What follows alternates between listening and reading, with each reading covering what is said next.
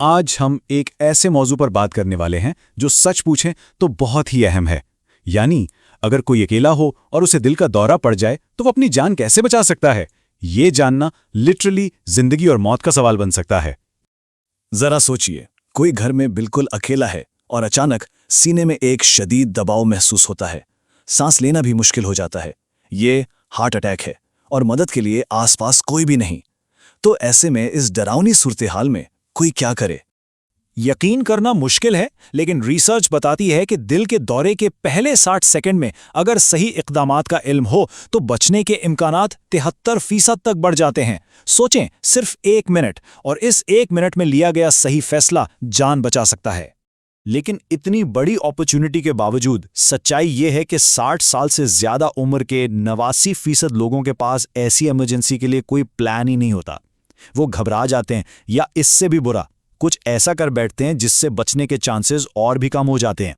तो आज के इस गुफ्तगू में हम उन 6 अहम चीज़ों पर नज़र डालेंगे: अकेले बचने की अहमियत, कम्युनिकेशन और एक्सेस के ज़रिए तैयारी, जिस्म की पोजीशन और CPR, सांस के ज़रिए घबराहट पर काबू पाना, एस्पिरिन और नाइट्रो का इस्तेमाल, और आखिर में सबसे अहम बात, हमेशा तैयार रहना।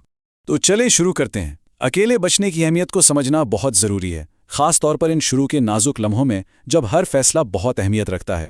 सबसे पहले बात करते हैं तैयारी की, यानी कम्युनिकेशन और एक्सेस की। ये किसी भी इमरजेंसी से पहले आपकी हिफाजत की पहली लाइन है। पहला कदम तो ये है कि एक ज़बरदस्त इमरजेंसी कम्युनिकेशन सिस्टम बनाया जाए। आपको जानकर हैरत होगी कि हार्ट अटैक के दौरान ऑक्सीजन की कमी की वजह से 67% कॉल करने वालों को अपना एड्रेस तक याद नहीं रहता। तो करना क्या है? अपना एड्रेस लिखकर फ़ोन के पास लगा दें, इमरजेंसी नंबर को स्पीड डायल पर रखें और मोबाइल फ़ोन हमेशा चार्ज और करीब रखें। एक मेडिकल अलर्ट डिवाइस पहनें और किसी भरोसे वाले पड़ोसी को एक इजाफी चाबी देकर रख दें। और ये एक बहुत ही तशवीशनाक बात है, बंद दराजों की वजह से मेडिकल हेल्प पहुंचने में औसतन 11 मिनट की ताख़ीर हो जाती है। यही वो 11 मिनट हैं जो जिंदगी और मौत के बीच का फ़र्क बन सकते हैं। तो इसी मसले का हल है हमारा अगला अहम कदम, दरवाज़ा खोलने का प्रोटोकॉल। जैसे ही पहली अलामत महसूस हो, सीधा मेन दरवाजे पर जाएं, उसे अनलॉक करें और थोड़ा सा खुला छोड़ दें। दरवाजे के हैंडल पर कोई चमकदार चीज़ लटका दें और घर की सारी लाइट्स ऑन कर दें। ये छोटा सा काम बचने की शरह को 47% तक बढ़ा सकता है, क्योंकि इससे मदद आप तक तेज़ी से पहुंच सकती है।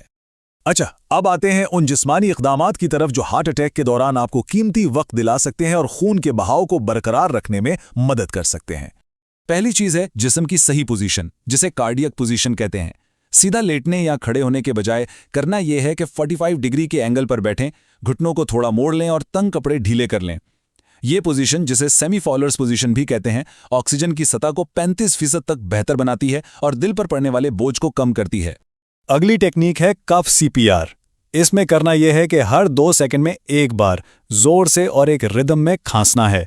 इससे होता यह है कि दिमाग को खून की सप्लाई चलती रहती है। रिसर्च बताती है कि ये टेक्निक होश को औसतन 92 सेकंड ज़्यादा देर तक कायम रख सकती है और इतना वक्त इमरजेंसी कॉल करने के लिए काफ़ी होता है।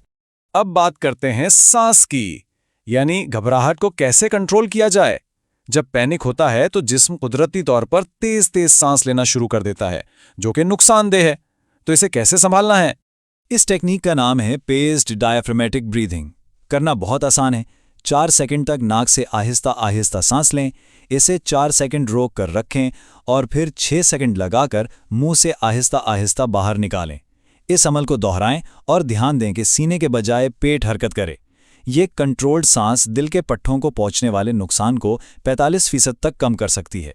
और जो चीज़ इस टेक्निक को वाकई काम का बनाती है, वो है प्रैक्टिस।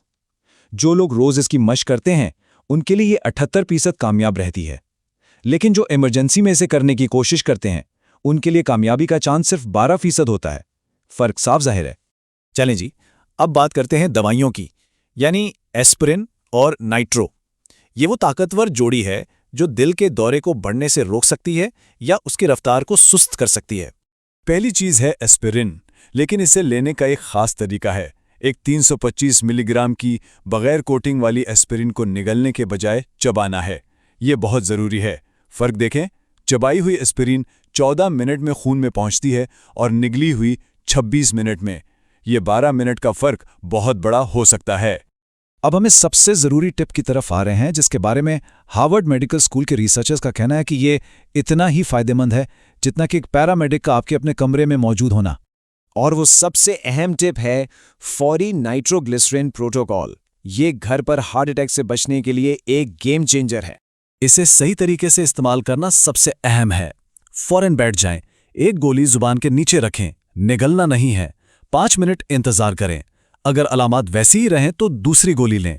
मजीद 5 मिनट इंतजार करें और अगर अलामात अब भी मौजूद हैं तो तीसरी और आखिरी गोली लें। इस प्रोटोकॉल पर सही तरीके से अमल करने से नताइज 67% बेहतर हो जाते हैं। नाइट्रोग्लिसरीन को इस्तेमाल करने के कुछ सेफ्टी रूल्स भी हैं जिन्हें याद रखना बहुत ज़रूरी है। इसे हमेशा डॉक्टर के मशवरे से लें, इसकी असली शीशे की बोतल में रखें और हर 6 माह बाद बदल लें। इसे कभी भी वियाग्रा या सियालिस जैसी दवाइयों के साथ ना लें और बेहतरीन नतीजे के लिए पहले एस्पिरिन चबाएं।